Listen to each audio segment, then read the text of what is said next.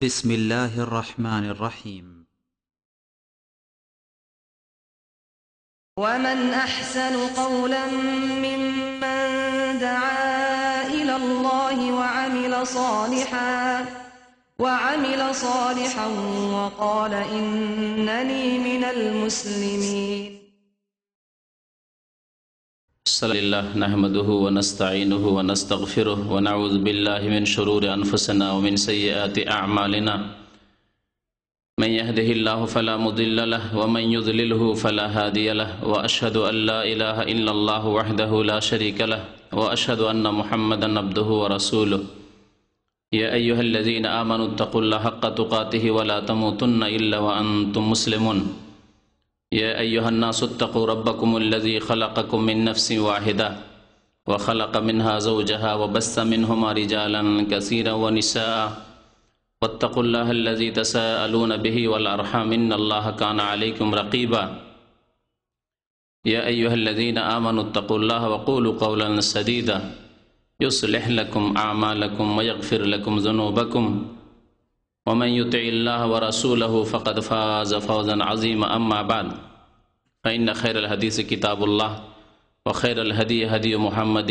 صلى الله عليه وسلم وشر الأمور محدثاتها وكل محدثة بدعة وكل بدعة ضلالة وكل ضلالة في النار. أعوذ بالله من الشيطان الرجيم. بسم الله الرحمن الرحيم.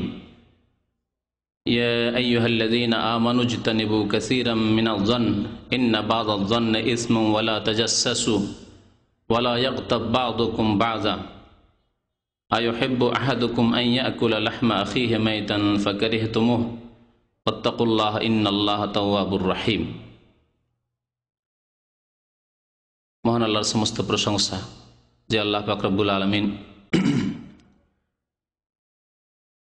হালালকে হালাল করেছেন এবং হারামকে হারাম করেছেন। যাতে রয়েছে উপকারিতা তা আল্লাহ হালাল করেছেন, বৈধ করেছেন।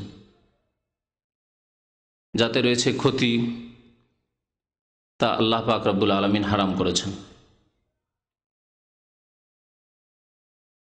আল্লাহ পাক রব্বুল আলামিন আমাদেরকে যে দিন দিয়েছেন তাতে রয়েছে দিক নির্দেশনা জীবনের প্রতিটি ক্ষেত্রে, ব্যক্তি জীবনের ক্ষেত্রেও, পারিবারিক ক্ষেত্রেও, সামাজিক ক্ষেত্রেও, অর্থনীতির ক্ষেত্রেও, রাষ্ট্রনীতির ক্ষেত্রে, আন্তর্জাতিক ক্ষেত্রে, সমস্ত ক্ষেত্রে আল্লাহ পাক রব্বুল আলামিন দিক নির্দেশনা দিয়েছেন, হিদায়াত দান করেছেন। ইসলামের শিক্ষা প্রত্যেকটি ক্ষেত্রে আপনি কোরআন এবং সুন্নাহ পাবেন এবং উলামা ইকরামরা এমন কোনো বিষয়, এমন কোনো সমস্যা যা মানুষের হতে পারে সে সম্পর্কে আলোকপাত করেননি, ছেড়ে দিয়েছেন, এমনটা নেই। প্রত্যেকটি বিষয় সম্পর্কে আলোকপাত করা হয়েছে কোরআন এবং হাদিসের আলোকে। তার একটি বিষয় হচ্ছে যা সামাজিক বিষয়, আর তা হল গীবত বা পরনিন্দা। গীবত করা আমরা বুঝি, যাকে পরনিন্দা বলতে পারেন, যার চোখের সামনে নয় চোখের আড়ালে তার দোষ ত্রুটি বর্ণনা করা, এ হচ্ছে গীবত। এই গীবত সম্পর্কে আজকে একটি দিক নিয়ে আলোচনা করব, সবগুলি দিক নয়। আর তা হচ্ছে যে গীবত কি সব সময় হারাম, না কোনো সময় আপনার জন্য হালাল হতে পারে। এই রাস্তা সম্পর্কে অনেকেই সুযোগ গ্রহণ করে থাকে। গীবত হালাল, আমি যেটি করছি সেটি হালাল। বিশেষ ক্ষেত্রে গীবত হালাল, সুতরাং আমি যা করছি তা হালাল করছি। এরকম একটা রাস্তা অনেকেই নিয়ে থাকে গীবত করার সময়। অনেক ভালো মানুষরা, অনেক হয়তো নামাজিরা, সৎলোক বাহ্যিক মনে করা হয়, তাদের মধ্যে এরকম দোষ ত্রুটি থাকে। সেজন্য এই বিষয়টি স্পষ্ট করব, কারণ অনেক সময় আমাদের প্রয়োজন হবে কারো সমালোচনা করার, কারো সম্পর্কে খারাপ মন্তব্য করার, কারো দোষ ত্রুটি বর্ণনা করার তার চোখের আড়ালে। সে হয়তো উপস্থিত নেই, তাকে উপস্থিত করা সম্ভব নয়। এ সম্পর্কে শরীয়তের বিধান কি? গীবতের আসল হচ্ছে শরীয়তি বিধান, কোরআন সুন্নাহর বিধান যে গীবত হচ্ছে হারাম, আর এই গীবতের গুনাহ হচ্ছে কবিরা গুনাহ। গীবতের গুনাহ কবিরা গুনাহ। আল্লাহ পাক রব্বুল আলামিন একাধিক আয়াতে গীবত যে হারাম সে সম্পর্কে সতর্ক সাবধান করেছেন।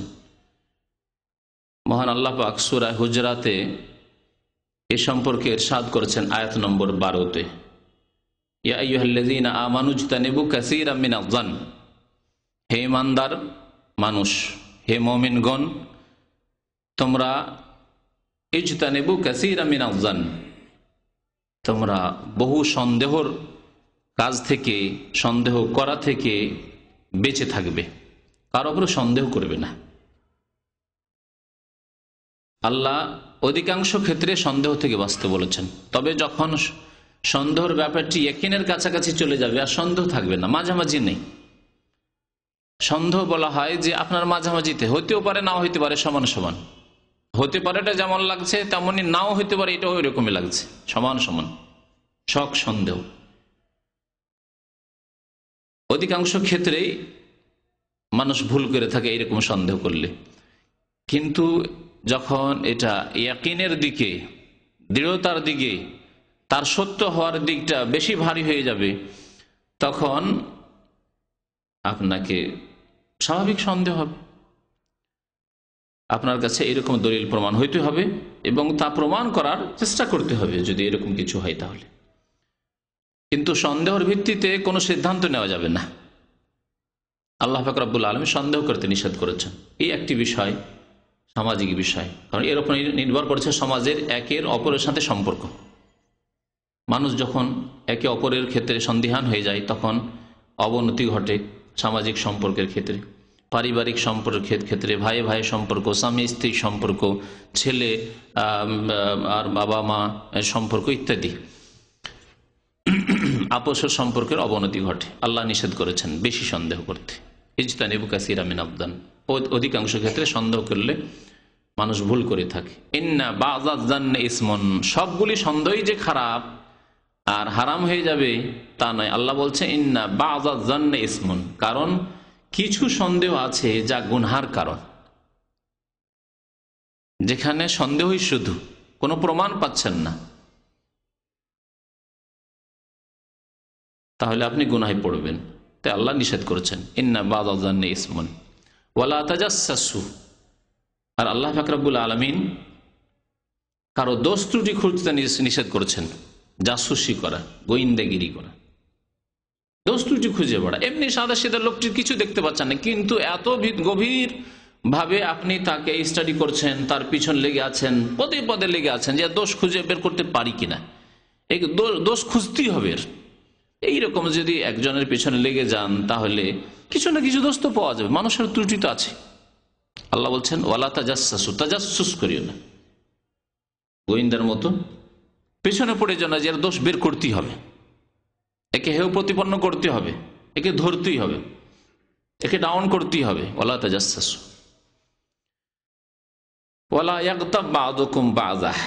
তারপরের বিধান হচ্ছে গীবতের বিধান। আল্লাহ বলছেন তোমাদের একে অপরের যেন গীবত না করে, নিন্দা না করে। তাহলে আল্লাহ নিষেধ করছেন, গীবত করা হচ্ছে হারাম। ওয়ালা ইয়াগতাব বা'দুকুম বা'যা।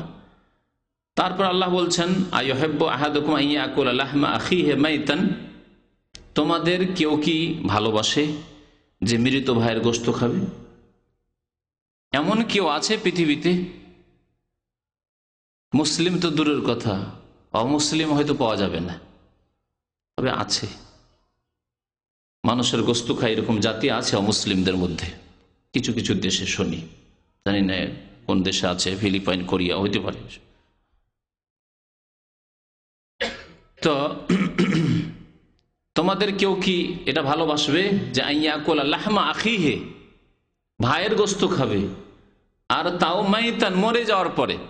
একজনের সাথে শত্রুতাও যদি থাকে তাহলে তার মরে যাওয়ার পরে শত্রুতা শেষ হয়েছে, আর শত্রুতা করে করবেন কি? যার শত্রুতা করছিলেন, যার হিংসা করছিলেন, যার সম্পর্কে আশঙ্কা করছিলেন যে আমার শত্রু দুশ্মন ক্ষতি করতে পারে, সে গেছে, ও আর কি করতে পারে? তারপরেও মরা লাশের গোশত খাবেন আপনি? এমন কেউ আছে? আল্লাহ পাক রব্বুল আলামিন গীবত করাকে মৃত ভাইয়ের গোশত খাওয়ার সাথে তুলনা করলেন। এক তো ভাইয়ের কথা আল্লাহ বলেছেন, ভাইয়ের গোশত কেউ খেতে পারে না, যে বংশীয় ভাই হোক আর দিনী ভাই হোক, ভাইয়ের গোশতের কথা আল্লাহ বলেছেন আখিহি। এই বলে এই চেতনা দিয়েছেন, এই কথা স্মরণ করাতে চেয়েছেন আল্লাহ পাক রব্বুল আলামিন, যে তোমার ভাই সে, যার তুমি নিন্দা করছো, যার দোষ ত্রুটি বর্ণনা করছো, যাকে হেয় প্রতিপন্ন করছো, সমাজে লাঞ্ছিত করছো তোমার এই গীবত করার মাধ্যমে, সে তোমার ভাই। ভাইয়ের ক্ষেত্রে তোমার এই রকমের মনোভাব হওয়া উচিত নয়। হয় না সাধারণত এরকম, যে নিজের ভাইকে আপনি হেয় প্রতিপন্ন করবেন। আর তারপরে মৃত, আল্লাহ বলছেন মাইতান, মৃত। মৃত সম্পর্কে তোমার আর কি আছে? যদিও শত্রুতা থাকে, যদিও সে জুলুম করে থাকে, অত্যাচার করে থাকে, যা করেছে তা পেয়ে গেছে, আর কি করবে? তার কাছ থেকে আর নেবে কি তুমি? গেছে সে, যা করেছে তার ফল আল্লাহর কাছে পেয়ে গেছে, এখন শুরু হয়ে গেছে তার। আল্লাহ পাক রব্বুল আলামিন কেন তুলনা করলেন এই গীবত করাকে মৃত ভাইয়ের গোশত খাওয়ার সাথে? জীবিত মানুষের কেউ যদি গোশত খেতে চায়, তাহলে অত সহজে খেতে পারবে না। পারবে? ক্ষমতা লাগবে। অত সহজে একটা জীবিত মানুষের গোশত খাওয়া যাবে না। তাহলে তাকে মারার মতো ক্ষমতা লাগবে, হ্যাঁ, তার গোশত হাসিল করার মতো ক্ষমতা লাগবে, সাহস লাগবে, হিম্মত লাগবে। তারপরে ঝুঁকি নিতে হবে, নিজের জীবনটা যেতে পারে, ওর গোশত খেয়ে নিজেরই গোশত চলে যেতে পারে, সম্ভাবনা আছে না? অনেক ঘটনাই আমাদের দেশে ঘটে এরকম, যে মারতে গেছে যে খুনি, সেই খুন হয়ে গেছে। আমার মাত্র যখন 11 বছর বয়স, প্রথম এরকম দাঁড়িয়ে একটা মার্ডার কেস দেখেছিলাম তামাশা গ্রামে, জমি জায়গা নিয়ে দ্বন্দ্ব, আপন চাচাতো ভাই। মনে আছে খুব ভালো করে, সুবহানাল্লাহ, চোখের সামনে কেমন ভাবে মানুষকে জবাই করে দেয়, সাথে সাথে মারা গেল 5 মিনিটের মধ্যে। যেই লোকটি খুন হচ্ছে, সে একটা লাঠি নিয়ে এসে প্রথম যে খুন করছে তাকে দিল মেরে। তার প্রথম দোষ তার, প্রথমে নিজেই সে মারলো, ভাবলো যে মেরেই দিলাম। ওই লোকটি বসে তো গেল, কিন্তু ওর হাতে ছিল হাতিয়ার, অস্ত্র ছিল। ফিরে এসে একেবারে দিল অস্ত্র দ্বারা আঘাত, সাথে সাথে 2 টুকরো করে দিল, তার পেট টেট নাড়ি ভড়ি সব বেরিয়ে গেল। যে কথাটি বলছিলাম, যে অনেক সময় একটা মানুষের গোশত খেতে যাচ্ছেন, আপনি জবাই করতে যাচ্ছেন, আপনি নিজেই জবাই হয়ে যেতে পারেন। আপনি কি জবাই করবেন? আপনি নিজেই জবাই হয়ে যেতে পারেন। সেই জন্য আল্লাহ পাক জীবিত ভাইয়ের গোশতের কথা আল্লাহ বলেননি, বা এমনি তোমার ভাইয়ের গোশত খেতে চাও তুমি, এই কথা বলেনি, মাইতান। আর মৃত লাশের গোশত, এটা কাপুরুষও খেতে পারবে, তাই না? যদি খেতে চায়, এটা কাপুরুষ যে ভয়ে ভীত, সেও খেতে পারবে, কারণ প্রতিবাদ করার কেউ নেই। রাতের অন্ধকারে কবরস্থানে গেছে, কবর থেকে উঠিয়ে মরা লাশের গোশত খাচ্ছে, কি বাধা দিবে? রাতের অন্ধকারে কেউ জানতে পারলো না। আর সেই মৃত দেহ সে প্রতিবাদ করতে পারবে না, প্রতিরোধ করতে পারবে না, বাধা দিতে পারবে না, প্রতিহত করতে পারবে না। গীবতকে এর সাথে তুলনা করা হয়েছে। যেই ব্যক্তির গীবত করা হয়, সে চোখের আড়ালে থাকে। যার গীবত করা হচ্ছে সে আছে এখানে, আর যে গীবত করছে ওই হোটেলে বসে বসে, বুফিয়েতে বসে বসে, নিচে ইসলামী নিচে রাস্তায় দাঁড়িয়ে কারো সামনে গীবত করছে, যে এই লোকটি যে গেট দিয়ে উঠে গেল না, এই লোকটি একেবারে বাজে লোক, একেবারে বেঈমান লোক, হ্যাঁ, ইত্যাদি ইত্যাদি বিভিন্ন রকমের গীবত হয়, তা জানাই আছে আপনাদের। এই লোকটি সামনে থাকলে প্রতিবাদ করতো, আমাকে বেঈমান বললে কোথায় প্রমাণ, কি প্রমাণ দাও। এক পা নড়াতে পারবে না যতক্ষণ প্রমাণ না দেবে যে আমি বেঈমান। সামনে থাকলে প্রতিবাদ করতে পারতো, কিন্তু সে নেই সামনে, জানে না যে আমার গীবত করা হচ্ছে, আমাকে বেঈমান বলা হচ্ছে, আমাকে ফাসেক বলা হচ্ছে, আমাকে লম্পট বলা হচ্ছে, আমাকে চোর বলা হচ্ছে, জানে না। সে মৃত ভাইয়ের মতো, মৃত লোকের মতো, যেহেতু চোখের আড়ালে রয়েছে। তা আল্লাহ পাক রব্বুল আলামিন গীবত করাকে মৃত ভাইয়ের গোশত খাওয়ার সাথে তুলনা করেছেন। তারপরে গোশত খাওয়া এক মানুষের এক ঘৃণিত, তারপরে মৃত লাশের মাইয়েতের গোশত খাওয়া আরো ঘৃণিত। যেমন নোংরা কাজ, ঘৃণিত কাজ, হারাম তো আছে, কিন্তু কত নোংরা নিকৃষ্ট কাজ, ঠিকই তেমনি গীবত করা হচ্ছে নোংরা নিকৃষ্ট কাজ। তোমাকে যদি কারো সম্পর্কে বলতে হয়, তার সামনে বলবে যে ভাই আপনার মধ্যে এই দোষ আছে, আপনি টাকা পয়সা মানুষের ধার নেন আর দেন না, এটা ভালো না স্বভাব। বীর পুরুষের কাজ, মুসলিহের কাজ, সংস্কারকের কাজ, সংশোধনকারীর কাজ। আপনার উদ্দেশ্য হচ্ছে সংশোধন করা, যে ভাই আপনার সম্পর্কে এত কথা কেন শুনি, এরকম যার কাছ থেকে টাকা নেন আর ধার নেন, একেবারে দেখা শেখাতে দেন না বছর কি বছর, এত হাত ভারী কেন, সামনে বলেন, সংশোধন হবে তার। চোখের আড়ালে বললে কোনো সংশোধন হবে না। এটা হচ্ছে বীর পুরুষের কাজ। আর নোংরার কাজ হচ্ছে চোখের আড়ালে গীবত করা, আর সামনে দেখা হলে কেমন আছেন, ভালো আছেন ভাই, কেমন আছেন, ইত্যাদি ইত্যাদি। হ্যাঁ, নিকৃষ্ট লোকের কাজ। তাই আল্লাহ পাক রব্বুল আলামিন মৃত ভাইয়ের গোশতের সাথে তুলনা করেছেন। তো বলছিলাম যে গীবতের ক্ষেত্রে আসল হচ্ছে যে গীবত করা হারাম। গীবত কাকে বলে এটা অনেকেই বুঝেন না। একটা লোকের মধ্যে দোষ নেই, সে চোর নয়, বেঈমান নয়, তাকে বেঈমান বলল, গীবত করলো না করলো না? হ্যাঁ, গীবত করলো, এটার নাম গীবত না অপবাদ? অপবাদ। আরবিতে কি বলে? তোহমা বলে, বুহতান বলে। আল্লাহ পাক রব্বুল আলামিন আয়েশা রাদিয়াল্লাহু তাআলা আনহার ওপর যে মিথ্যা অপবাদ দিয়েছিল মুনাফিকরা, সেই সম্পর্কে আল্লাহ বলছেন সুবহানাকা হাযা বুহতানুন আযীম। সূরা নূরে আল্লাহ বলছেন, আল্লাহ পাক পবিত্র, সুবহানাল্লাহ। মা আয়েশা রাদিয়াল্লাহু তাআলা আনহার ওপর আল্লাহ বলছেন হাযা বুহতানুন আযীম, এটি হচ্ছে বড় চরম মিথ্যা অপবাদ।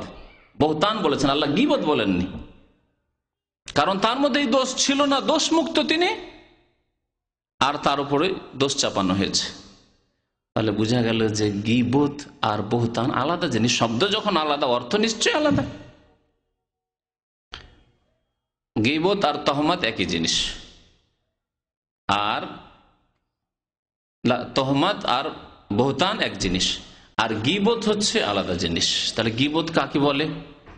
শোনেন নবী করিম সাল্লাল্লাহু আলাইহি সাল্লামের হাদিসে, আবু হুরায়রা রাদিয়াল্লাহু তাআলা আনহু বর্ণনা করেছেন, মুসলিম শরীফের হাদিস, বলছেন আন্না রাসূলুল্লাহ সাল্লাল্লাহু আলাইহি ওয়াসাল্লাম قال, রাসূলুল্লাহ সাল্লাল্লাহু আলাইহি ওয়াসাল্লাম একবার বললেন, আতাদরুনা মাল গীবা, আচ্ছা তোমরা জানো গীবত কি? যেমন আপনাদের জিজ্ঞেস করলাম যে গীবত কাকে বলে।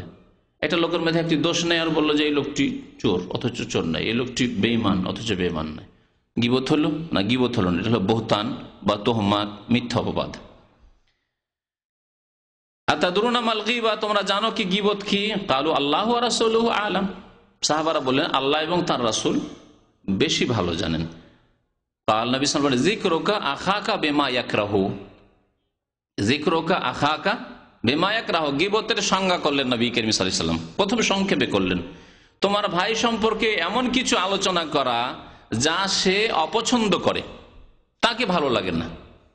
তাহলে এই সংজ্ঞাতে গীবতও আছে আর মিথ্যা অপবাদও আছে, দুটোই শামিল। কিন্তু নবী করিম সাল্লাল্লাহু আলাইহি ওয়াসাল্লাম খুব সংক্ষেপে করলেন, এখনো কথা পুরো স্পষ্ট হয়নি। কারণ একটা লোকের উপরে মিথ্যা অপবাদ যদি দেন, লোকের মধ্যে দোষ নেই, আর বলছেন যে এইরকম লোকটি, তাহলে তাকে খারাপ লাগবে না? লাগবে না? তাকেও খারাপ লাগবে। আচ্ছা, এক লোকের মধ্যে দোষ আছে, লোকটি আসলেই বেঈমান, আর বেঈমান বললেন, তাকে খারাপ লাগবে না? লাগবে না? খারাপ লাগে, কারণ তার মানহানি হচ্ছে। হ্যাঁ, মানহানি হচ্ছে, সেজন্য তাকে খারাপ লাগবে। তাহলে গীবত কেও শামিল এই সংজ্ঞা, আর তোহমত বা বুহতান, মিথ্যা অপবাদ কেও শামিল। যিকরুকা আখাকা বিমা ইয়াকরাহু, তোমার ভাই সম্পর্কে এমন কিছু বলা যা তাকে ভালো লাগে না শুনতে। আমার সম্পর্কে এরকম কথাবার্তা বলল, কষ্ট দিল আমাকে, কষ্ট পেল সে, আপনার বিরুদ্ধে তার মনে শত্রুতা আসলো। তারপর এই জন্যই আবার প্রশ্ন উঠলো, সাহাবী জিজ্ঞাসা করলেন, আফারাআতা ইন কানা ফি আখি মা আকুলু, ইয়া রাসূলুল্লাহ, আচ্ছা বলুন, যদি আমি যেই ভাই সম্পর্কে কোনো দোষ ত্রুটি বলছি তার মধ্যে ওই দোষ থাকে, আমি মিথ্যা বলিনি, সত্যি সত্যি লোকটি ফজর নামাজ পড়ে না, জীবনেও দেখে না, এখানে বাস করে, জীবনে ফজর নামাজ মসজিদে দেখি, তা আমি তো সত্য কথা বললাম যে লোকটি ফজর নামাজ মসজিদে যায় না, লোকের হাত ভারী, টাকা পয়সা নিলে আর দিতে চায় না, আসলে তার মধ্যে এই দোষ আছে। ইন কানা ফি আখি মা আকুলু, তাহলে দোষ কি তার মধ্যে আছে আমি বললাম, এ হচ্ছে সাহাবার জিজ্ঞাসার উদ্দেশ্য। নবী করিম সাল্লাল্লাহু আলাইহি ওয়াসাল্লাম, ইন কানা ফীহি মা তাকুলু ফাকাদ ইগতাবতাহু, যদি তার মধ্যে ওই দোষ থাকে যেই দোষের কথা তুমি বললে, ফাকাদ ইগতাবতাহু, তাহলেই গীবত করলে, তাহলে হারাম করলে। দোষ আছে আর তার চোখের আড়ালে বললে, সংশোধনের উদ্দেশ্য নাই, কারণ চোখের আড়ালে আপনি কি সংশোধন করবেন তার। কিন্তু একটি ক্ষেত্রে শুধু আসবে, আপনার চোখের সামনে তাকে পাচ্ছেন না, আপনি নিয়ে আসা সম্ভব নয়, আর আপনার যাওয়া সম্ভব নয়, আর তার দ্বারা এমন ক্ষতি হচ্ছে আপনাকে সংশোধন করতে হবে, সংশোধন উদ্দেশ্য যদি হয়, তাহলে এমন মাধ্যম দিয়ে সংশোধন করতে, যাতে করে তার কাছে তার অনুসারী যদি থাকে, বিশেষ করে হাজার হাজার লোক তার অনুসারী আছে, তাহলে তাদের কাছে পৌঁছে যাবে, সংশোধন হবে। এটা করতে হবে। কারণ এমন কিছু ব্যাপার আছে যে হয়তো সরাসরি পৌঁছা সম্ভব নয়, সরাসরি তাকে পাওয়া সম্ভব নয়, তার কাছে যাওয়া সম্ভব নয়, কিন্তু এই সংশোধনের উদ্দেশ্যে পৌঁছে দেওয়া যায়। আপনার উদ্দেশ্য সৎ আছে, সংশোধন করা, তাহলে এটি ইসলাহ, সংশোধন। আম্বিয়া কিরাম সম্পর্কে সূরা হুদে আল্লাহ পাক রব্বুল আলামিন বলছেন যে ইন উরিদু ইল্লাল ইসলাহ, তারা ইসলাহর উদ্দেশ্যে কথা বলতে, সংশোধনের উদ্দেশ্যে। ওয়াইন লাম ইয়াকুন ফীহি মা তাকুলু, নবী করিম সাল্লাল্লাহু আলাইহি ওয়াসাল্লাম বলছেন, তো তার মধ্যে যদি ওই দোষ না থাকে যে কথা তুমি বললে, লোকটি আসলে হাত ভারী নয়, আপনি মিছামিছি মানহানি করার জন্য, বা ব্যবসা করতে যাচ্ছে, একটা পার্টনারশিপে ব্যবসা করতে যাচ্ছে, আপনি ভাবছেন এর ব্যবসা করে উন্নতি করে নিবে রে, না ব্যবসাটা করতে দেবো না, সেই জন্য মিথ্যা বললেন যে লা, এর সাথে হিসাবে খুব অসুবিধা আছে, এর সাথে শেয়ারে যদি হয়ে যাও তোমাকে খেয়ে নিবে, দংশন করে নিবে ইত্যাদি, ছিলেন বলে মিথ্যা কথা। ওয়াইন লাম ইয়াকুন ফীহি মা তাকুলু, যে দোষ বললে যদি তার মধ্যে না থাকে, ফাকাদ বাহতাহু, তাহলে তার উপর বহতান বাঁধলে, অর্থাৎ মিথ্যা অপবাদ দিলে। এখানে বাহতাহু বহতান থেকে বলেছে, তাহলে বহতান বা তহমত হচ্ছে দোষ নাই আর আপনি বলছেন দোষ আছে, আর দোষ আছে আর আপনি পার্থিব উদ্দেশ্যে বলছেন, কোন শরীয়তি উদ্দেশ্য নেই, তাহলে সেটি গীবত। শরীয়তি উদ্দেশ্যও বলছেন, এই ক্ষেত্রে গীবতের আওতাতেও যদি ফেলেন, সংজ্ঞার দিক দিয়ে গীবত, কিন্তু এই গীবত করা জায়েজ, অনেক ক্ষেত্রে ওয়াজিব। এই বিষয়টি আজকের বিষয়বস্তু। ইমাম নাওয়াবী রহমতুল্লাহ আলাইহি খুব বড় ইমাম ছিলেন, মুহাদ্দিস ছিলেন। তার পরিচয়ের আলেমদের মধ্যে প্রয়োজন নেই যে বেশি পরিচয় করাতে হবে, যারা হাদিস সম্পর্কে বিশেষ করে পড়াশোনা করেছে। বুখারী শরীফের পরে স্থান হচ্ছে মুসলিম শরীফের। এই সহিহ মুসলিমের সবচাইতে প্রসিদ্ধ যে ভাষ্য সারা, তা ইমাম নাওয়াবী রহমতুল্লাহ আলাইহির। এই ইমাম নাওয়াবী রহমতুল্লাহ আলাইহির জন্ম হচ্ছে 631 হিজরিতে, 631 হিজরিতে। আর আজকে কত হিজরি হলো? 1428 শেষ হতে যাচ্ছে, 29-এ আমরা কদম রাখতে যাচ্ছি, তাই না? 22 তারিখ আজকে, জিলহজ মাস, 1428 হিজরি।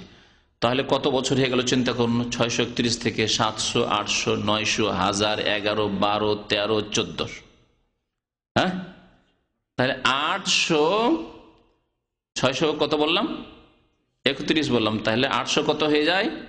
803 বছর।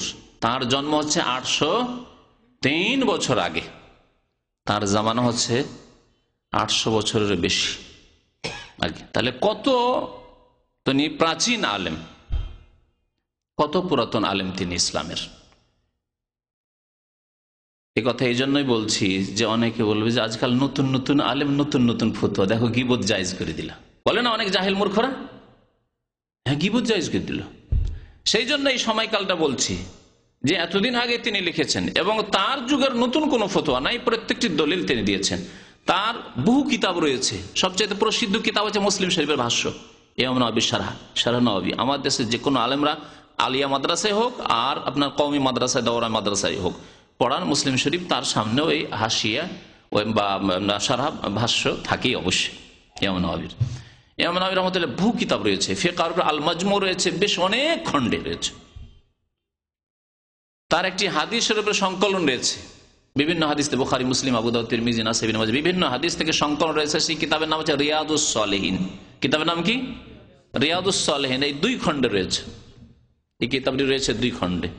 এ হচ্ছে প্রথম খণ্ড রিয়াদুস সালেহিন, আর এই হচ্ছে দ্বিতীয় খণ্ড রিয়াদুস সালেহিন। বাংলায় 2 খণ্ডে এসেছে, আরবিতে একই খণ্ডে আছে।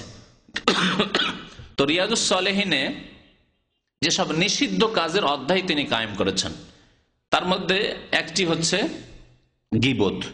আর তারপরে গীবত সম্পর্কে হাদিসগুলি নিয়ে আসার পরে তিনি আরেকটি অধ্যায় কায়েম করেছেন, বাবু বায়ানে মা ইউবাহু মিনাল গীবাতি, দ্বিতীয় খণ্ডে রয়েছে। বাংলা কিতাব থেকে আপনাদেরকে দেখাই, তাহলে সুবিধা হবে। এই বইটি এখানে পাওয়া যাচ্ছে। তারপরে বাংলাদেশে এটি 2 খণ্ড নয়, 4 খণ্ডে ছেপেছে, তাই না? 4 খণ্ডে ছেপেছে বাংলাদেশে রিয়াজুস সালেহিন। বাংলায় অনুবাদ আছে, বাংলাদেশেও আপনি পেয়ে যাবেন। তো বাংলায় দেখিয়ে দিলে সুবিধা হবে, যাতে করে আমাদের যে উদ্দেশ্যে এই বিষয় নিয়ে আলোচনা করছি মানুষের জানতে সহজ হয়। আরবিতে বললাম যে এই অধ্যায় হচ্ছে এই সম্পর্কে যে মা ইউবাহু মিনাল গীবাহ, গীবতের মধ্যে যেসব গীবত হচ্ছে মুবাহ বা জায়েজ, যেসব গীবত হচ্ছে, আমাদের সে মুবাহটা বুঝেন যারা ধর্মীয় পড়াশোনা করেন, মুবাহ মানে জায়েজ। হ্যাঁ, দেখেন যেরূপ গীবত করা বৈধ, যেসব গীবত করা বৈধ, জায়েজ।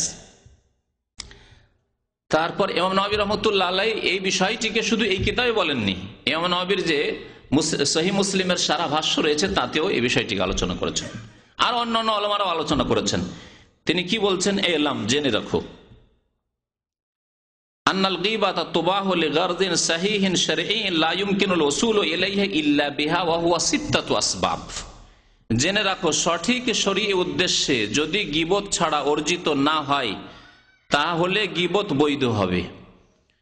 মানে গীবত কোন ক্ষেত্রে বৈধ হবে? যেই ক্ষেত্রে একটি শরীয়তি উদ্দেশ্য, ইসলামিক উদ্দেশ্য আপনি হাসিল করতে যাচ্ছেন, গীবত না করলে সেটা হাসিল হবে না। উদ্দেশ্যটা কি? পার্থিব উদ্দেশ্য, আপনার ব্যক্তি স্বার্থ, টাকা পয়সা, জমি জায়গা, আপনার কেসে জিতা, না, এসব কিছু না, দুনিয়ার কোনো উদ্দেশ্য নাই। কি? লিগারদিন সাহিহিন শারঈন, শরীয়তি সঠিক উদ্দেশ্য, খাঁটি শরীয়তি উদ্দেশ্য হইতে হবে। আপনার শরীয়তের অপব্যাখ্যা করলে হবে না, এই জন্য সহি কথা লাগিয়েছে। আর সেই উদ্দেশ্য পর্যন্ত আপনি গীবত ছাড়া পৌঁছিতে পারছেন না। এই শরীয়তি উদ্দেশ্যের বাস্তবায়নের জন্য গীবত ছাড়া কোনো উপায় নেই। আর তা হচ্ছে ওয়াহুয়া সিত্তাতু আসবাব। সিত্তা মানে কি? আসবাব মানে সাবাবের বহুবচন, কারণ। 6টি কারণ, তাহলে 6টি কারণে গীবত করা যাবে, আর তা হলো 6টি কারণ। বাংলা অনুবাদটি পড়ছি তার সাথে সাথে। 6টি কারণে গীবত করা যাবে। আল আউয়াল, প্রথম কারণ লেখক বলছেন আত-তাযাল্লুমু, যদি আপনার উপর জুলম হয়, জুলমের বিরুদ্ধে আবেদন করা। আপনার উপর জুলম হয়েছে, আপনি যদি ভাবেন যে যদি আমি বলি যে এই লোকটি জুলুম করেছে আমার উপর, আমার পকেট থেকে মোবাইল কেড়ে নিয়েছে, তো গীবত হবে না? গাড়িতে চেপেছিলেন, এখান থেকে যেতেন আপনি, অনেকের হচ্ছে এরকম। গত সপ্তাহে একটি ঘটনা ঘটেছে। সাবধান, আজকাল গাড়িতে ভাইরা চাপবেন একটু চিন্তা ভাবনা করে। যেগুলি গাড়ি আসলে আপনার, যেগুলি আপনার ভাড়ার গাড়ি, সেই ভাড়ার গাড়িগুলোতে চাপেন, কিন্তু প্রাইভেট কারে চাপা থেকে সতর্ক থাকেন। খুব বেশি ঘটনা ঘটছে। এক ড্রাইভার যে নিজে সেই লোকটিকে উঠিয়েছে, সেই লোক বলল যে এক লোককে নিয়ে গিয়ে রাস্তার দিকে মাঠে নিয়ে গিয়ে সন্ধ্যাবেলা মাগরিবের পরে তার কাছে ছিল প্রায় $4000। কয়েক বছরে, বলে 5 বছর থেকে দেশে যায়নি, দেশে যাবে 2 দিন পরে দেশে যাবে, ওর ভাই থাকে জুবাইলে, দিতে গেছে। গিয়ে রাস্তাতে ও প্রাইভেট গাড়িতে চেপেছে, এখান থেকে দমদম থেকে, রাস্তাতে গিয়ে ও ডলারটি কেড়ে নিয়েছে, আরো মোবাইল টোবাইল যা ছিল সব কেড়ে নিয়েছে, ধাক্কা দিয়ে ফেলে দিয়েছে। খুব কাঁদাকাটি করেছে রাস্তায়। একজন আরবি পেছন দিক থেকে গেছে, গাড়িওয়ালা মানুষ, ভালো মানুষ, বলছে কি ওর কাঁদাকাটি কেন করছে? বলছে আমার কাছে কিচ্ছু নেই, সব কেড়ে নিয়ে গেছে, আমার কাছে যা ছিল 5 বছরের আয় ইনকাম সব নিয়ে গেছে। তাড়াতাড়ি করে গাড়িতে উঠিয়ে নিল। আর ওই আপনার যে হাইওয়ের যে পুলিশ থাকে, কি 996 না, আমনুত্তরক, এদেরকে টেলিফোন করলো, সাথে সাথে রাস্তা বন্ধ করে দিল, যে হোন্ডাই গাড়িতে আছে, এরকম গাড়ি, যত হোন্ডাই গাড়ি পাই আটক করে। করতে করতে আলহামদুলিল্লাহ 3 জন ছিল দুষ্ট শয়তান, 3 জনই ধরা পড়েছে, আলহামদুলিল্লাহ। টাকা পেয়ে গেছে, যা কিছু তার হারিয়েছিল সব পেয়ে গেছে, আর 3 শয়তান ধরাও পড়েছে। তো এরকম ঘটনা ঘটছে। এখন আপনার জুলুম হয়েছে, সবকিছু কেড়ে নিয়েছে। যে গীবত কেমন করে করব? গীবত করা তো আমি শুনেছি হারাম। হ্যাঁ, গীবত না, ওই গাড়িগুলো আটক করলো, তখন ওই লোকটিকে ওখানে রেখেছে, কিন্তু ওই লোককে হাজির করেছে ওখানে, আর শনাক্ত করছে যে এই যে হোন্ডাই গাড়ি, এতগুলি গাড়ি ধরা আছে, কোন গাড়ির লোকেরা? বললো যে এই 3 জন আমার কাছ থেকে টাকা কেড়েছে। এই যে বললো এই 3 জন আমার কাছ থেকে টাকা কেড়েছে, এটা গীবত নয়? হ্যাঁ, বা তার আগে তারা যখন আসেনি, গীবত নয় যে এই 3 জন লোক এইরকম হোন্ডাই গাড়িতে এসেছে, তারা আমার কাছ থেকে এত টাকা কেড়েছে, গীবত নয়? কিন্তু এই গীবত করা জায়েজ, শুধু জায়েজ না ওয়াজিব? অনেক ক্ষেত্রে ওয়াজিব মনে হয়, শুধু জায়েজ নাই, বহু ক্ষেত্রে জায়েজ আর বহু ক্ষেত্রে ওয়াজিব হয়ে যাবে। কারণ সে যদি গীবত না করে, যা নিয়েছে আল্লাহ মালিক, আল্লাহ এর বিচার করবে, আমি কিছু করব না, ছেড়ে দিতে পারে। কিন্তু কথা হচ্ছে যে এখানে হক নষ্ট হবে, তার ছেলে মেয়ের, বাবা মার 5 বছর তো আয় ইনকাম করেছে, কিছুই নিয়ে যাবে না, খালি হাতে যাবে, তাহলে অনেকের উপরে জুলম হবে। তার এই মাফ করে দেওয়ার কারণে হয়তো ছেলে মেয়েদের জুলম অত্যাচার হবে। সেই জন্য অনেক সময় ওয়াজিব গীবত করা। আর তাজাল্লুম, জুলমের যদি কেউ শিকার হয় তাহলে বলে ফুলানুন জালামানি। তাই বলছেন ফায়াজুজ লিল মাজলুম, মজলুম ব্যক্তি, নির্যাতিত ব্যক্তি বলতে পারবে আইয়াত জালাম আলা সুলতান, যাকে তাকে বলে লাভ নেই। জুলুম সম্পর্কে যাকে তাকে বলে লাভ আছে? বলে লাভ নেই। তাহলে কাকে বলতে হবে? কারণ আপনার উদ্দেশ্য হচ্ছে আপনার অধিকার হাসিল করা, হক হাসিল করা আর জুলুম দূর করা। তাহলে যাকে তাকে রাস্তাঘাটে বলে তো আর বেশি লাভ নেই। তাহলে এমন জায়গায় বলতে হবে, এমন ব্যক্তিদের বলতে হবে যাদের মাধ্যমে আপনি আপনার হক হাসিল করতে পারেন, জুলুম দূর করতে পারেন। সুলতান, রাষ্ট্রীয় ক্ষমতায় যারা আছে তাদেরকে বলবে, তাদের প্রতিনিধিদের বলবে, পুলিশকে বলবে, বা এমন ব্যক্তিকে বলবে যে পুলিশের কাছে খবর পৌঁছাতে পারবে। এখানে সৌদি আরব হাইয়াতুল আমর বিল মারুফ ওয়া নাহিল মুনকার আছে, হাইয়া, সেই অফিসে গিয়ে বলবে যে এইরকম খারাপ কাজ হচ্ছে, যে বেশ্যার ব্যবসা চলছে, ব্লু ফিল্মের ব্যবসা চলছে, মদের ব্যবসা চলছে, হিরোইন গাঁজার ব্যবসা চলছে, আর আপনাদের গীবত করব কি করে বলবেন? এই ক্ষেত্রে গীবত করা জায়েজ না ওয়াজিব? আপনি জানতে পারলেন যে এই সামনের রুমটাই এই সব কুকাজ হচ্ছে, ব্লু ফিল্ম তৈরি হচ্ছে, বলবেন না? কালকে আমাদের জবাবদেহি করতে হবে। যদি পাপ হচ্ছে, অন্যায় কাজ হচ্ছে, আর আপনি লুকিয়ে রেখে দেন, তাহলে এই ক্ষেত্রে গীবত তো করলেন ওই লোকগুলির। গীবত করা ওয়াজিব, ফরজ। এই ওয়াজিব মানে ফরজ, শুধু ওয়াজিব আর ফরজের পার্থক্য থাকবেন না ওই দেশীয় ভাষায়। এই ওয়াজিব মানে হচ্ছে ফরজ। জি, ফরজ আপনাকে জানিয়ে দেওয়া কর্মকর্তাদেরকে, দেশের মালিকদেরকে, জি, দেশের মালিকদের যারা প্রতিনিধি রয়েছে, যাদের কথা আমরা বললাম, এইরকমই যে দেশে থাকেন, বাংলাদেশে থাকবেন, সেখানে যাদেরকে বললে এর বিচার পাবেন। অনেক সময় হয়তো চেয়ারম্যানকে বললে বিচার পাবেন, হ্যাঁ, গ্রামের যারা মালিক রয়েছে, কর্মকর্তা রয়েছে এলাকার, তাদেরকে বললে বিচার পাবেন হয়তো। বিচার সালিস করে আমাদের দেশে যে বিচারগুলি হয়, অথবা যদি দেখেন এখানে বিচার হবে না, তাহলে সরকারের প্রতিনিধি আছে, থানা পুলিশ আছে, তাদেরকে জানাইতে হবে। যেখানে বিচার পাবেন তাদেরকে বলতে হবে। সুতরাং সেই ব্যক্তি বলবে, মজলুম, নির্যাতিত ব্যক্তি, জালামানি ফুলানুন বেকাজা, অমুক ব্যক্তি তারিকুল ইসলাম আমার উপরে জুলুম করেছে, বলবে নাম ধরে, না হলে কেমন করে বিচার হবে? একটি ক্ষেত্র। দ্বিতীয় ক্ষেত্র আল ইস্তিআনাতু আলা তাগয়িরিল মুনকার। দ্বিতীয় ক্ষেত্র হচ্ছে যে ইসলাম বিরোধী কাজকে নির্মূল করার জন্য সাহায্য কামনা করার উদ্দেশ্যে ইসলাম বিরোধী কাজ হচ্ছে,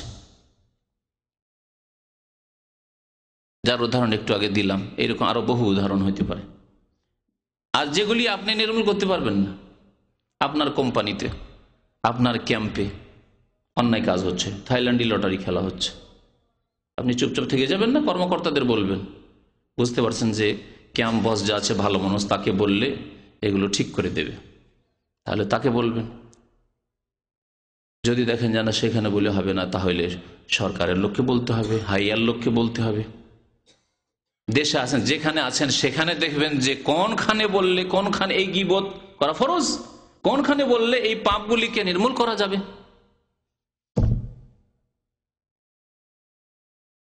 পেশাখানা যেমন কিছু দেশ আছে, সব দেশে লাইসেন্স দেওয়া আছে, তাহলে তো আপনার ক্ষমতা নেই, কিন্তু বিনা লাইসেন্স হচ্ছে।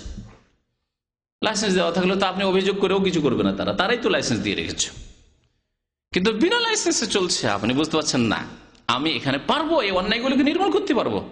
মদের দোকান, গ্রামে মদের দোকান খুলেছে, লাইসেন্স নেই, পারবো আমি,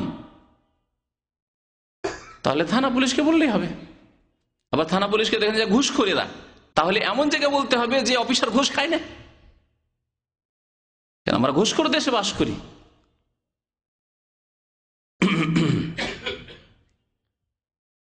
তো বলছেন ইমাম নবী রাহমাতুল্লাহ, দ্বিতীয় ক্ষেত্র হচ্ছে যে খারাপ, অবৈধ, অন্যায়কে প্রতিরোধ করার কাজে সাহায্য করা এবং পাপীকে সঠিক পথে নিয়ে আসার জন্য কিছু বলা।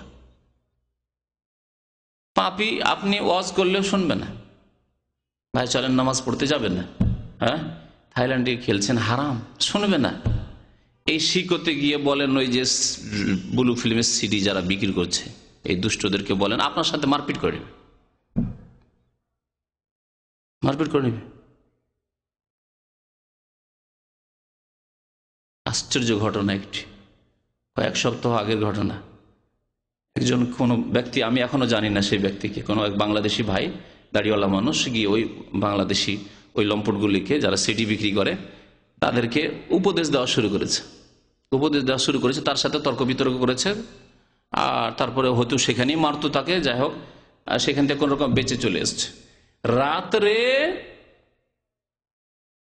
তাকে সরকারের কর্মকর্তা সাজিয়ে পাঠিয়ে দিয়েছে আরেক লম্পটকে, আরবিকে, কালো, তাকে পাঠিয়ে দিয়েছে তার বাসায় ধমক দেওয়ার জন্য। এরা তাহলে ব্যবসা করছে কিরকম মাফিয়াদের মতো ব্যবসা, হ্যাঁ এদের গ্যাং কত মজবুত চিন্তা করেন। ওরা ব্যবসা করছে ব্লু ফিল্মের ওখানে, পাঠিয়ে দিয়েছে এক কালো আরবিকে, পাঠিয়ে দিয়েছে ধমক দেওয়ার জন্য যে কে আছে এখানে, তোমার জিবে কামা, তোমার এই কামা দাও। জি, এমন করে ধমক টমক দিয়েছে যাতে করে জীবনে আর ওইরকম কথা না বলে, এই উদ্দেশ্যে ধমক দিয়েছে। যাই হোক সে কোন রকম করে বেঁচে মসজিদে এসে, এখানে পাশে মসজিদ, শেখ আব্দুল আজিজের মসজিদে এসে ফজরের নামাজে ওই ইমাম সাহেবকে বলছে এইরকম ঘটনা আমার সাথে, আমি একটু উপদেশ দিয়েছি যে এই ফিল্মের ব্যবসা করছো, হারাম ব্যবসা করছো, তার জন্য আমার বাসাতে পাঠিয়েছে এইভাবে আমাকে শাসন করার জন্য। কি হচ্ছে পৃথিবীতে, লম্পটরা কি করছে পৃথিবীতে, আর সৎকর্মশীল তারা যে অন্যায়কে নির্মূল করতে হবে তার জন্য আমাদের ভূমিকা কি, আমরা কি করছি, কোথায় আমরা? তাহলে এমন ব্যক্তিদের আশ্রয় নিতে হবে যারা অন্যায়কে নির্মূল করতে পারবে। তাহলে এখানে হাইয়াতুল আমর বিল মারুফ ওয়ান নাহিল মুনকার আছে, একটি ইসলামিক প্রতিষ্ঠান রয়েছে, আর আলহামদুলিল্লাহ এখানকার ইসলামিক সরকার সেই প্রতিষ্ঠান সরকারিভাবে সেই প্রতিষ্ঠান খুলে রেখেছে প্রত্যেকটি শহরের প্রত্যেক এলাকায়। সেখানে আপনি পৌঁছে দিলেন, আপনার দায়িত্ব শেষ হয়ে গেল যে এখানে অন্যায় কাজগুলি হচ্ছে। গীবত করলেন ওই শ্রেণীর লোকদের, কিন্তু এই গীবত করা ওয়াজিব। তৃতীয় ক্ষেত্র সংক্ষেপ করে দিচ্ছি আমি, তৃতীয় ক্ষেত্র হচ্ছে আল ইস্তিফতা, ফতোয়া জিজ্ঞেস করার জন্য, মাসলা জিজ্ঞেস করছেন। আপনার ভাই কোন ক্ষেত্রে আপনার উপর অন্যায় করেছে, জমি জায়গার ভাগ বন্টন নিয়ে বোনদেরকে দেয়নি, আপনাকে কম দিয়েছে, ও বেশি নিয়েছে, এরকম করেছে, মাসলা হইল না, সমস্যা, ফতোয়া জিজ্ঞেস করতে হবে। তাহলে এই ফতোয়া কোনো আলেমের কাছে জিজ্ঞেস করছেন, তখন গিয়ে বলছেন যে আমার আব্বার এই জমি জায়গা ছিল, বোনদেরকে কিছু দেয়নি, আমার বড় ভাই বেশি নিয়ে গেছে, আমাদেরকে 5 বিঘা করে দিয়েছে, সে নিয়েছে 10 বিঘা, বোনদেরকে 1 বিঘা দেয়নি বা দিয়েছে 1 বিঘা করে। এখন এই ক্ষেত্রে শরীয়তের ফতোয়া কি জিজ্ঞেস করলেন আপনি, এইভাবে যে জিজ্ঞেস করলেন, আপনার ওই ভাইয়ের গীবত হলো না হলো না, কিন্তু এই গীবত করা জায়েজ। তবে এই ক্ষেত্রে যদি নাম না বলেও যদি কাজ হয়ে যায়, ফতোয়া জিজ্ঞাসা করার জন্য আপনার ভাইয়ের নাম বলা জরুরি ছিল না, নাম বলেও যদি কাজ হয়ে যায় তাহলে নাম না বলে ফতোয়া জিজ্ঞাসা করা যেতে পারে। কারণ এই সে আসামির নয়, আলেম যে ফতোয়া দিবেন আসামি ওকে ধরে নিয়ে আসা জরুরি নয়, ফতোয়ার জবাব সঠিক পেয়ে গেলেই হইল। ওলামারা বলেছেন এই ক্ষেত্রে নাম যদি না উল্লেখ করে, আর না উল্লেখ করলে চলে, তাহলে নাম উল্লেখ করবে না। ফায়াকুল মুফতি, সুতরাং মুফতিকে বলবে জালামানি আবি, আমার আব্বা, বাপি হয়তো জুলুম করেছে, এক ছেলেকে বেশি দিয়েছে আরেক ছেলেকে কম দিয়েছে। আর কত বাবা যে জুলুম করছে ইন্ডিয়া, বাংলাদেশ, পাকিস্তানে মেয়েদের ক্ষেত্রে, তো আল্লাহ ভালো জানে, আল্লাহ ভালো জানে। এক বুড়ো বাবার কথা বলছি, নাম না বলে যদি কাজ, এখনই বললাম না, তাই জন্য নাম বলবো না। 60 বিঘা জমি, 5টি মেয়ে 3টি ছেলে। ছেলেরা কে বলছে যে দেখো তোমাদের ছেলেরা যদি গরিব হয়ে যায় তাহলে আমার দুর্নাম হবে, আমার দুর্নাম হবে, কারণ ছেলের ছেলে এগুলি। আর মেয়ের ছেলেরা ওরা যদি খেতে না পায় তো কেউ বলবে না, বলবে ওর দাদার কথা বলবে, তাই না, ওদের দাদার কথা বলে। এইরকম জাহেল মূর্খ সমাজ হচ্ছে আমাদের সমাজ, মেয়েদের হক নষ্ট করে এইভাবে। কি বললো? ওসিয়ত করলো, আমার কানে শোনা ওসিয়ত। বলছে আমার মেয়েদেরকে 1 বিঘা করে দিয়ে দিবে, 60 বিঘা জমি 1 বিঘা করে দিবে, আর বাকিটা তোমরা নিবে। অথচ শরীয়তে যদি ভাগ হয় 5 মেয়ের 5 ভাগ আর 3 ছেলের 6 ভাগ, তাহলে 6 5 11, 11 ভাগে ভাগ করতে হবে। 11 ভাগে ভাগ করলে 5 12 60, 5-এর বেশি পায়, 5 বিঘার বেশি মেয়েরা পায়, ঠিক না? 5 12 60, 11টা ভাগ করতে হয়, 12 ভাগ করলাম, 5 12 60। চিন্তা করুন যে কি জুলুম করছে বাবারা। এই ক্ষেত্রে ছেলে মেয়ে যাদের জুলুম হইলো, বলতে পারে আমার আব্বা এই জুলুম করেছে, আও আখি আমার ভাই এই জুলুম করেছে, আও জাউজি স্বামী জুলুম করছে, স্ত্রী এসে স্বামীর কথা বলছে, এসে ফতোয়া জিজ্ঞাসা করতে এসে আলেমকে, মুফতিকে, বা কোনো ব্যক্তি তার নাম ধরে বলছে, এটি শরীয়তে জায়েজ, অনেক ক্ষেত্রে ওয়াজিব।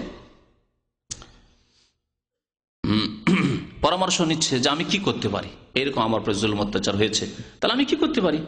স্ত্রী এসে স্বামী সম্পর্কে, স্বামী জুলুম অত্যাচার, রাত দিন মারধর করে, জুলুম অত্যাচার করে, ভরণ পোষণ দেয় না ঠিকভাবে, ছেলে মেয়েদের লালন পালন করে না, এখন আলেমের কাছে পরামর্শ নিতে এসছে, বলতে দিতে হবে যে আমার স্বামী এরকম করছে, গীবত তো, কিন্তু গীবত করা জরুরি, না হলে সে জানবে কি করে যে কি অবস্থায় আছে না আছে, কি পরিস্থিতিতে আছে।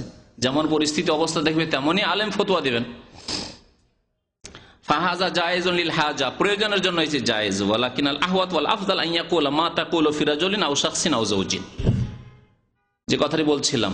তবে সতর্কতা হচ্ছে যে নাম ধরে না বলে, নিজের স্বামীর কথা না বলে যদি বলে, বা নিজের বাবার কথা না বলে, আচ্ছা বলুন যদি কোনো আব্বা এরকম করে, কোনো স্বামী যদি এরকম জুলুম অত্যাচার করে, তাহলে সেই ক্ষেত্রে শরীয়তের মাসলা কি বলুন তো, এইভাবে জিজ্ঞেস করবে, এটা ভালো। তবে জায়েজ রয়েছে নাম ধরেও যদি করে। তো এই ছিল তৃতীয় ক্ষেত্র, যেই ক্ষেত্রে গীবত জায়েজ, অনেক ক্ষেত্রে ওয়াজিব। চতুর্থ ক্ষেত্র হচ্ছে তাহযীরুল মুসলিমিনা মিনাশ শার, তাহযীরুল মুসলিমিনা মিনাশ শার, মুসলমানদেরকে খারাপ কাজের পরিণতি সম্পর্কে সাবধান করা। এই কথাটি আমাদের জন্য অত্যন্ত জরুরি। মুসলিমদেরকে, মুসলিম উম্মাহকে, মুসলিম জাতিকে খারাপ কাজের পরিণতি হতে বা যে কোনো অনিষ্ট থেকে, দুনিয়ার বা আখিরাতের, দুনিয়ার বা দিনের, আর সবচেয়ে বড় অনিষ্ট হচ্ছে ধর্মীয় অনিষ্ট, ধর্মীয় বিপদ সবচেয়ে বড় বিপদ। আপনার যদি পরিবারের বিপদ আসে, জমি জায়গার বিপদ, ধন সম্পদের বিপদ আসে, গাড়ি বাড়ির বিপদ আসে, দুনিয়ার বিপদ হলো, সেই ক্ষেত্রেই জানিয়ে দিতে হবে যে ভাই তোমার বিপদ আছে, তোমাকে কিন্তু একজন লোক মারতে চাইছে, বলতে হবে না? অমুক লোক মারতে চাইছে, সাবধান, তুমি রাস্তাঘাটে ওকে দেখে সাবধান থাকবে, বলতে হবে না? তাহলে দুনিয়ার ক্ষেত্রে, পার্থিব ক্ষেত্রে যদি সতর্ক করতে হয় অনিষ্ট থেকে বাঁচাবার জন্য মুসলিমকে, তাহলে দিনের ক্ষেত্রে, ধর্মীয় ক্ষেত্রে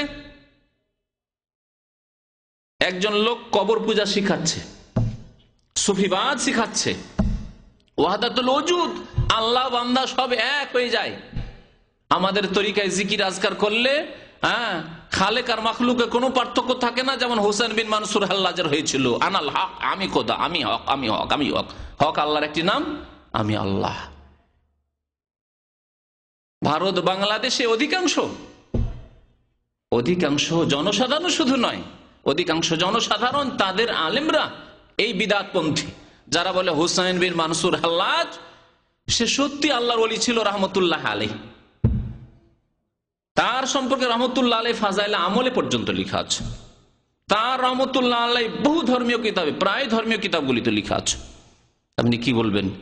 এই ক্ষেত্রে আমি যদি সতর্ক না করি, গোটা বাংলাদেশে থেকে এলেন এতদিন, কোনোদিন শুনেননি, সতর্ক কেউ করেনি আপনাকে, ভারতে সারা জীবন কাটিয়ে চলেন, কেউ সতর্ক করেনি, আমিও করলাম না। কোন আলেমরা সৌদি আরব আসলেন, 10 বছর 20 বছর, লাখ লাখ রিয়াল নিয়ে গেলেন, হাজার হাজার রিয়াল নিয়ে গেলেন, কিন্তু আপনার ধর্মীয় যে বিপদ আপনাকে কুফুরিতে ফেলে রেখেছে, সতর্ক করলো না। তাহলে এই কুফুরি আর শিরকের অবস্থায় যে জাহান্নামে চিরকালের জন্য চলে যাবেন আপনি। সতর্ক করতে হবে না? হবে না। তাহযীরুল মুসলিমিন, মুসলিমদেরকে সতর্ক সাবধান করা, মিনাশ শার, অনিষ্ট হতে, ওয়া নাসিহাতুহুম, এবং তাদের উপদেশ দেওয়া। এই ক্ষেত্রে দেখতে হবে যে এই যে গুমরাহি রয়েছে বা এই যে ক্ষতিটা রয়েছে, এই ক্ষতিটা একজনের মধ্যে সীমিত না, সংক্রামক, এর দ্বারা বহু লোক ক্ষতিগ্রস্ত হচ্ছে। যেমন একজন সাধারণ বিদাতি, আপনাকে পার্থক্য দুটো বুঝায়।